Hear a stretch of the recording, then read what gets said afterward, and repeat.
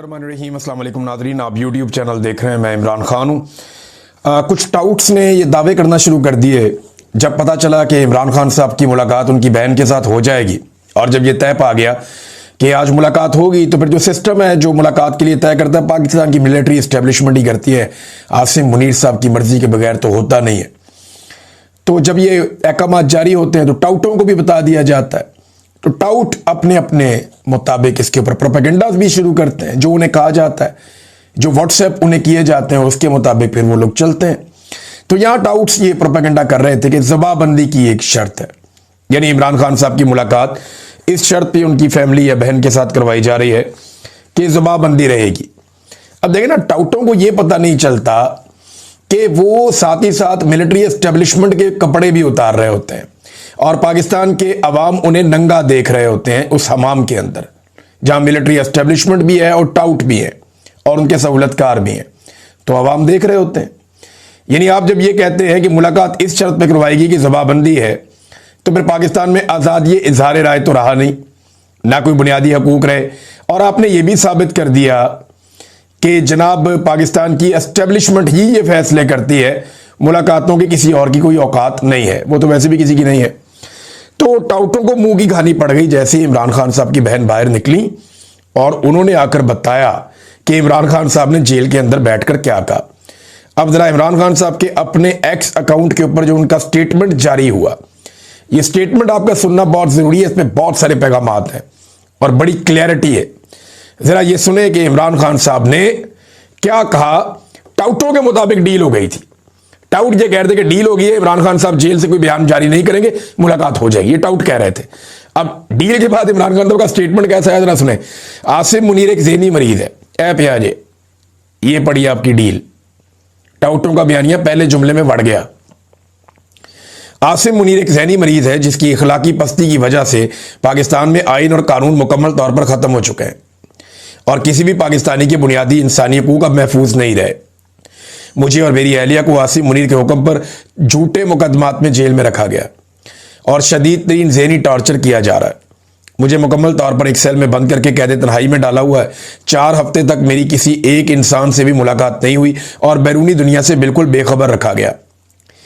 Jail manual के मुताबिक दी जाने वाली हमारी बुनियादी ज़रूरियात भी ख़त्म कर दी गई। अब बैरूनी दुनिया की मालूमात से बेखबर रखा गया। बुनियादी ज़रूरियात के लिए जो चीज़ें वो भी ख़त्म कर दी गई। तो फिर इमरान खान साहब को तो नहीं पता कि 27वीं आईनी तरमीम में इन्होंने क्या कारनामे किए हैं।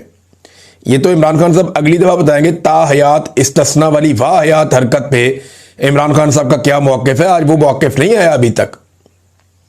जब ताहयाती के ऊपर, इस वाहयाती के ऊपर इमरान खान साहब का मौक़िफ़ आएगा, तब आपको पता चलेगा कि खान साहब इस पर क्या कहते हैं। जब ये पता चलेगा कि आईनी अदालत किस तरीके से बनाई गई है और किस किस्म की कार्रवाइयाँ डाली गई हैं, तो तब एक और मौक़िफ़ आएगा। हाई कोर्ट के अहकामात के बावजूद पहले मेरी सियासी साथियों से मुलाकात पर पाबंदी लगाई गई और अब वकला और अहले खाना से मुलाकातें भी बंद कर दी गई। इंसानी हकूक़ का कोई भी चार्टर उठाकर देख लें, ज़हनी तशद्दुद भी टॉर्चर ही कहलाता है और जिस्मानी तशद्दुद से भी ज़्यादा संगीन अमल समझा जाता है। मेरी हमशीरा नौरीन नियाज़ी को सड़क पर घसीटा गया सिर्फ इसलिए कि वो मुझसे मुलाकात का जायज़ हक मांग रही थी। ये सिर्फ आसिम मुनीर जैसा शख्स ही कर सकता है। उसने डॉक्टर यास्मीन राशिद जैसी बुजुर्ग कैंसर सर्वाइवर को सियासी इंतकाम की गर्ज से जेल में डाला हुआ। मेरी अहलिया बुशरा बेगम को सिर्फ मुझ पर दबाव डालने के लिए कैद किया हुआ है। उनके बच्चों से भी उनकी मुलाकात नहीं करने दी जा रही। इनको तमाम सहूलियात से महरूम रखा गया है। इन सब मिसालों से इस शख्स की ज़हनी सतह का अंदाज़ा होता है। कैद तन्हाई काटना इंतहाई तकलीफ दे अमल है, लेकिन मैं ये सिर्फ अपनी कौम की खातिर बर्दाश्त कर रहा हूं। इमरान खान ने फिर कहा कि कौम की खातिर मैं ये मार खा रहा हूं। मैंने 10 मरतबा आपको बताया कि इमरान खान मार अपने लिए नहीं खा रहा, वो इस कौम के लिए मार खा रहा है। उसकी ज़िंदगी बड़ी शानदार है। इमरान खान अपनी ज़िंदगी जो बाकी बची है ना, सिर्फ सेल्फियां खिंचवाने में गुजर जाए तो लोग जितना प्यार करते हैं ना, एक लम्हे के लिए वो तनहा ना हो। इमरान खान अगर पूरी दुनिया का चक्कर एक लगा लेना तो दुनिया उसको सर और आंखों के ऊपर बिठाए। उसको अपने लिए कोई प्रॉब्लम नहीं है। प्रॉब्लम कहां पे है? प्रॉब्लम है पाकिस्तानी कौम के लिए। उसके लिए वो कुर्बानी दे रहा है। मैं अपनी कौम के लिए ये तकलीफ बर्दाश्त कर रहा हूं कैद तन्हाई की। जब तक कौम खुद गुलामी की जंजीरें नहीं तोड़ती, पाकिस्तान पर मुसल्लत माफियात ऐसे ही उसका इस्तेहसाल करते रहेंगे। एक्सटेंशन माफिया, लैंड माफिया, चीनी माफिया, मैंडेट चोर माफिया, हर एक इस कौम को तब तक गुलाम बनाकर रखेगा जब तक ये कौम खुद उठकर खड़ी नहीं हो जाती। आप आज इनके गुलाम हैं, आपकी नस्लें इनकी नस्लों की गुलाम होंगी। अगर इस चक्कर को तोड़ना है तो कौम को खुद गुलामी की जंजीरें तोड़कर हकीकी आजादी के लिए खड़ा होना है। देखिए, मैं अगर गुलाम हूं ना नवाज शरीफ का, तो ऑटोमेटिकली मेरे बच्चे मरियम नवाज के गुलाम हो जाएंगे, उनके बच्चे जो हैं वो मरियम नवाज के बच्चों के गुलाम हो जाएंगे।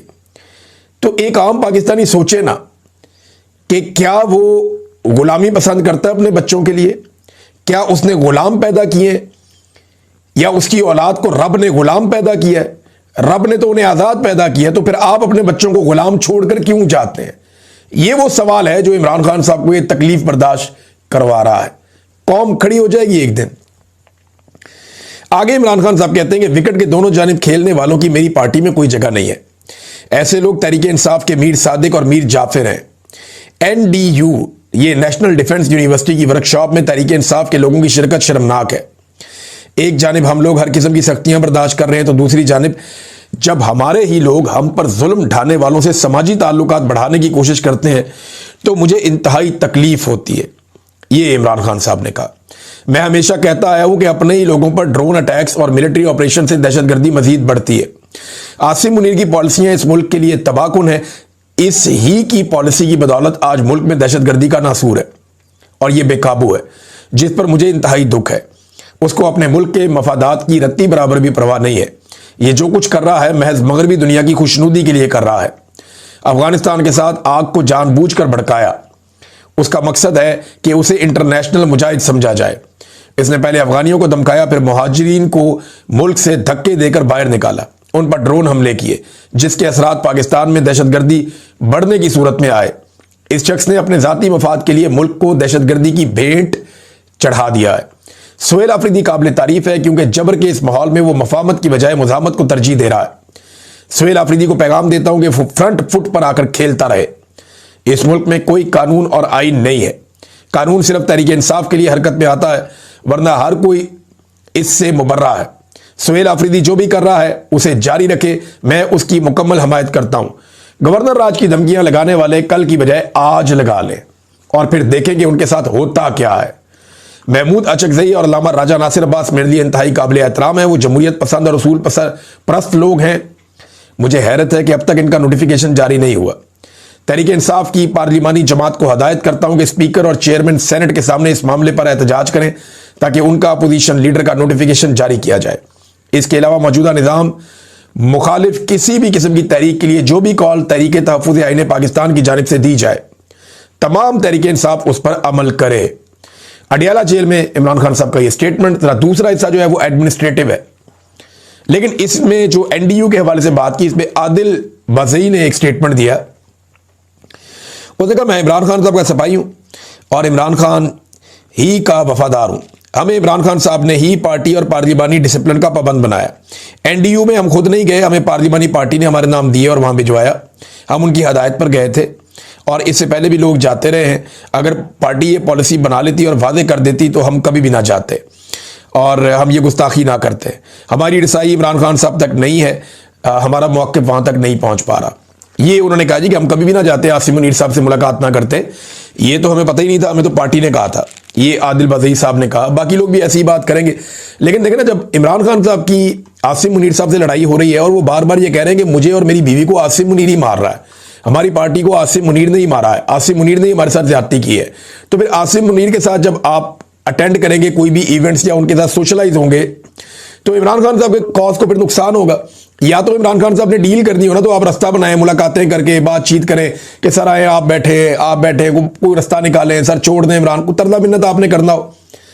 आपको याद है जब नून लीग का बुरा वक्त चल रहा था तो जनरल बाजवा ने इसी किस्म की एक मीटिंग के अंदर जब बुलाया तो ख्वाजा आसिफ पानी की बोतल लेकर वहां खड़े हो गए जनरल बाजवा के रास्ते में, और PMLN के लोगों ने जनरल बाजवा को घेर लिया था और मिन्नतें तरले कर करके जनरल बाजवा का दिल नरम करने की कोशिश करते रहे। तो अगर यही काम PTI ने करना है तो फिर इमरान खान को जेल काटने की क्या जरूरत है और इतनी तकलीफ बर्दाश्त करने की क्या जरूरत है। दूसरी जो चीजें इमरान खान साहब ने कही कि पॉलिटिकल कमेटी खत्म कर रहा हूं। सलमान अकबर राजा के पास इख्तियार है कि वो एक नई मुख्तसर कमेटी बनाए जो सियासी हिकमत अमली वजह करे और उस पर अमल दरामद करवाए। आसिम मुनीर साहब, आपको मैं ये कहना चाहता हूं कि इस वक्त फौज ने आपको इलेक्ट नहीं किया है। आप ये सोच रहे हैं कि आप फौज के कंधे के ऊपर आप यहां 10 साल बैठेंगे। पाकिस्तान के अंदर इस वक्त जो हालात जा रहे हैं, आप इस पर पहले फोकस करें कि आपने इस इक्तदार को लंबा करने के लिए क्या क्या कुछ नहीं किया। पहले आपने 9 मई किया, जो फॉल्स फ्लैग ऑपरेशन था, ताकि आप इस बहाने पीटीआई को मुकम्मल तौर पर क्रश कर दें। जब इलेक्शन हुए, पीटीआई ने इलेक्शन स्वीप किया, अगले दिन आपने यही इलेक्शन पीटीआई का चोरी करके आपने दूसरे सजाशुदा लोगों को वो इलेक्शन दे दिया। आपने जजेस को कंट्रोल करना चाहा, इसके लिए आप 26वीं आईनी तरमीम लेकर आए। इस तरमीम से आपने जजेस को एक सरकारी इदारा बना दिया, इनको कंट्रोल में ले आए। नंबर 3, एक और बात थी कि आपने मीडिया को मुकम्मल तौर पे कंट्रोल कर दिया। और बड़े साल लगे थे कि हमारे मीडिया कुछ हद तक आजाद हुआ था। बड़े सालों बाद जमहूरियत तरक्की कर रही थी, बड़े साल लगे कि अदलिया भी अपने आप को बेहतर कर रही थी। आपने इन तीनों चीजों को, यानी रूल ऑफ लॉ, जमहूरियत, इंसानों के साथ रवैया, जुल्म की जो दास्तानें जो खुली हुई हैं, जब से 9 मई हुआ वो सबके सामने है, ये सारे तबाह हो गए। नंबर 4, इमरान खान साहब ने कहा कि सबसे बड़ी चीज इस वक्त पाकिस्तान में सबसे कम इन्वेस्टमेंट आई है। पाकिस्तानी तारीख में इन्वेस्टमेंट इन्हीं वजूहात की वजह से कम हो गई है। इसका नतीजा यह हुआ कि आज आपके 45% लोग गुर्बत की लकीर से नीचे चले गए हैं। ये तो खान साहब पिछली रिपोर्ट बता रहे हैं ना, अब नई रिपोर्ट आई ना सैलाब के बाद, तो पता चलेगा कि ये लोग 50% से भी बढ़ गए हैं, जो पाकिस्तान में इस वक्त गुर्बत का इंडेक्स है। अब तक जितना पाकिस्तान ने कर्जा लिया था, इस हुकूमत ने 3 साल में उतना ही कर्जा डबल कर दिया। यानी जितना कर्जा पाकिस्तान बनने से लेकर अब तक लिया गया ना, इमरान खान साहब की हुकूमत के आखिरी दिन तक, उतना ही कर्जा ये हुकूमत ने पिछले 3 साल में ले लिया। ये सिंपल मैं आपको करूं, मैंने थोड़े दिन पहले आपको बताया भी था, थोड़ा ही फर्क रह गया बिल्कुल। जितना कर्जा पाकिस्तान बनने से लेकर इमरान खान के दौरे हुकूमत तक पाकिस्तान ने लिया, 70 सालों से ज्यादा की एक तारीख है, 75 साल तक जितना कर्जा पाकिस्तान ने लिया, उतना कर्जा इन्होंने 3 साल में ले लिया। यह है आसिम मुनीर साहब की और शहबाज शरीफ साहब की मुश्तरका कारकर्दगी। और जो SIFC इन्होंने बनाई है, उसका नतीजा क्या निकल रहा है? वो एक बड़ा फेलियर है। उसने पाकिस्तान को टके का कुछ नहीं दिया। 78 साल की, यानी 1972 के बाद, अगर पाकिस्तान की सारी तारीख आप उठाएं तो 1972 के बाद पहली मरतबा ऐसा हुआ पिछले 53-54 साल में कि पाकिस्तान में इतनी कम सरमायाकारी आई है। बेड़ा ही गर्क हो गया सरमायाकारी का, कि सरमायाकारी के लिए आर्मी चीफ ने एक इदारा बनाया था, SIFC। ये तो हालात है। अच्छा, इसके बाद जी वो कहते हैं कि $47 बिलियन था पहले, अब $90 बिलियन तक चला गया है। आपने इस कौम को दुगना कर्जा करके मकरूज कर दिया है। अच्छा जी, एक और सबसे आम पॉइंट अफगानिस्तान का है। चौथी या 5वीं दफा ये मैंने कहकर भेजा है कि सबसे पहले आपने अफगानिस्तान को धमकियां दी, उसके बाद यहां जो अफगानी थे उनको धक्के देकर पाकिस्तान से निकाला गया। वो 3-3 नस्लों से यहां बैठे हुए थे, उनको धक्के देकर निकाला गया। फिर आपने वहां बमबारी की।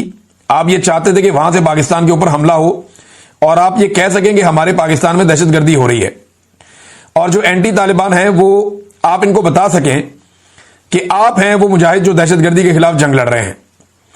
इमरान खान ने कहा है कि देखें, एक प्रेडिक्शन मैंने इलेक्शन से पहले की थी। ये इमरान खान साहब एक पेशन गोई भी उन्होंने की आज, और ये बड़ी खौफनाक पेशन गोई है।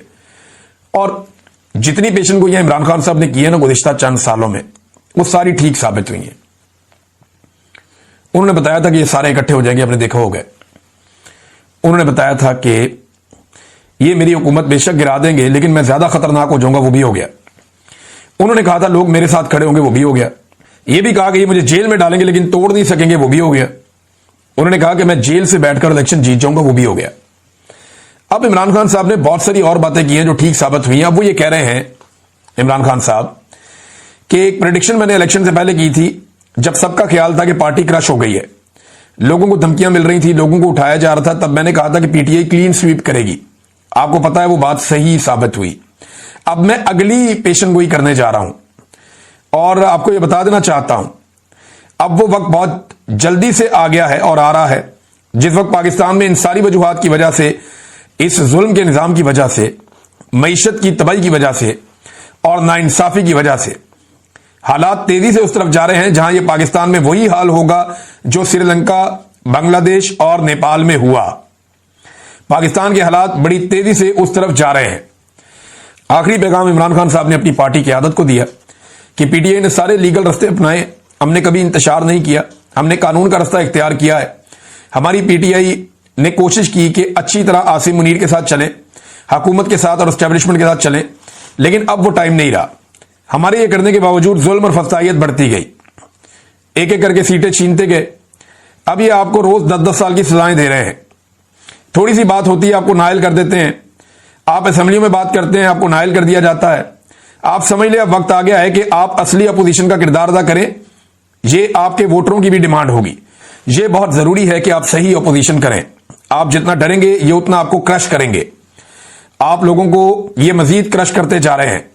जिसने अपोजिशन सही नहीं की, इस वक्त आप अपनी सियासी कब्रें खोद रहे हैं। कि ये जो 27 का पेशावर का जलसा होने जा रहा है, इसके बारे में मैं कहना चाहता हूं कि पूरा पाकिस्तान भरपूर तरीके से मैं लोगों को डायरेक्ट कर रहा हूं और अपनी कौम को कह रहा हूं कि वो इस जलसे में पूरा पाकिस्तान हिस्सा ले, पूरी पार्टी मुत्तहद हो और अब फोकस करें 27 तारीख को होने वाले जलसे पर। ये नाज़रीन इमरान खान साहब का पैगाम सीधा सीधा मैंने आपके सामने रख दिया। अब नाज़रीन, अदालतों में रोला पड़ा हुआ है बहुत, जो जस्टिस जहांगीरी के साथ किया गया। इस्लामाबाद हाई कोर्ट में चीफ जस्टिस डोगर ने जो किया, वकला बहुत सख्त नाराज हैं, वो एहतजाज कर रहे हैं, बाइकआउट कर रहे हैं। वहां बड़ी सख्त तकारीर हुई, बहुत सारे वकील रानुमा बोले, नौजवान वकला में बहुत ज्यादा गुस्सा है। अब मारूम बलोच की तरह ईमान मजारी को भी जेल में डालने की धमकियां दी जा रही हैं और बाकायदा सोशल मीडिया पे धमकियां दिलवाई जा रही हैं। तो ईमान मजारी ने कहा कि रियासत जो कुछ भी इस वक्त हो रहा है उसके ऊपर उन्होंने अपनी आवाज उठाई और अस्करी अदालतों के बाइकआउट के ऊपर उन्होंने जोर दिया। उन्होंने कहा जी ताले लगाने पड़ेंगे, सड़कों पे आना पड़ेगा, अब कोई रास्ता बचा नहीं है। ये कुछ थानेदार या बदमाश है कि मैं पकड़ लूंगा, ये उन्होंने बात उठाई दोबारा। Chief marshal administrator justice Dogar, ये जनाब उनका जो करैक्टर है उसको ऐसे पोर्ट्रे किया। ईमान मजारी साहबा ने बहुत दलेर खातून है और हक के लिए खड़ी है, जैसे मारंग बलोच खड़ी है। तो जिस तरह मारंग बलोच को धमकियां दी जाती हैं वैसे ही अब या उन्हें गिरफ्तार किया गया, वैसे ही अब ईमान मजारी को भी गिरफ्तारी की धमकियां दी जा रही है। लेकिन एक बात याद रखिएगा, रियासत जो गिरे इस वक्त अपने हाथों से लगा रही है ना, ये दांतों से भी नहीं खुलनी बाद में। जो ये हरकतें कर रही है, ये दाग इनके ऊपर लगे रहेंगे, ये साफ नहीं होंगे जब तक कि ये जो मुजरिम है इस वक्त एस्टेब्लिशमेंट में, ये सारे कटहरे में नहीं आते, तब तक ये दाग नहीं धुलने वाले। अच्छा नाज़रीन, एक और खबर है, तिजारती खसारा पाकिस्तान का बढ़ गया है और खबर यह है कि ये जो अगस्त का महीना अभी गुजरा है, इस महीने में $2 अरब से जायद का पाकिस्तान को बरामदात में, यानी पाकिस्तान की जो बरामदात है उसमें कमी हो गई है ना, 10% मजीद कमी हो गई। तो हमारा जो तजारती खसारा है वो $2 अरब से जायद हो गया अगस्त के महीने में। तो SIFC किधर है? सफेद हाथी है, कोई टके का काम नहीं किया। ना पाकिस्तान में सरमायाकारी आ रही है, ना हमारी एक्सपोर्ट्स के अंदर इजाफा हो रहा है, ना हमारी सयाहत बेहतर हो रही है, ना हमारा अमन व अमान बेहतर हो रहा है। हम सिर्फ अपने घर का सामान बेच रहे हैं, हम सिर्फ अपनी मादनियात बेच रहे हैं, हम अपने घर में